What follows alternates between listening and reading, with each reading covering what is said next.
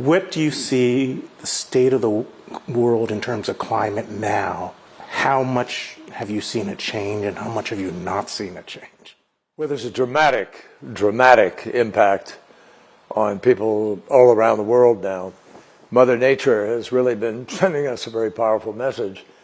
And whether it's intense hurricanes, increased floods, fires, drought, ice melt, I mean, there's just so much happening that people around the world are now, I think, galvanized. And there are countries all around the world that are reacting. That's why we got an historic agreement in Dubai that said we need to transition away from fossil fuels, and we need to do so now. I think Dubai, frankly, is the highest point so far. Why? Because in Paris, people agreed we had to do something, and everybody said, okay, we'll do our own thing. They write their own plan. And doing that, for instance, China didn't even include methane in their greenhouse gases that they had to reduce. That changed completely with Dubai. With the Dubai consensus, we now have an agreement globally that we have to transition away from fossil fuel, that we have to do it with urgency immediately in this decade, beginning now, and that we have to do it by including all greenhouse gases, every one of them, in the targets that we're setting. So China joined with the United States. This was a major breakthrough.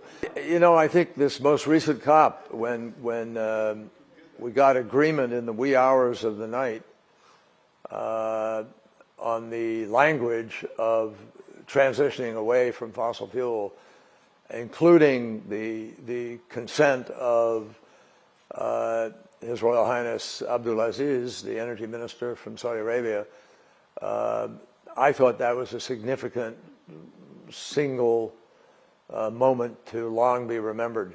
You have seen both the Bush and Trump pullbacks.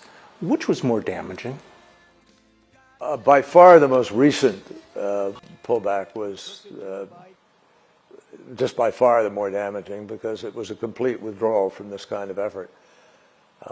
And I think President Biden's been able to make up for that very, very significantly. I mean, he signed the Paris Agreement the very day, within an hour or so of being sworn in as president.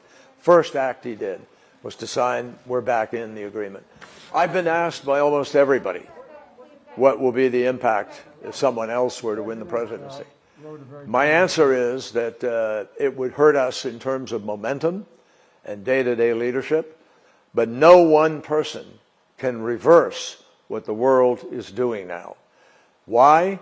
Because the marketplace, writ large, all around the world, presidents, prime ministers, monarchs, kings, leaders of countries, have all decided they're moving in this direction.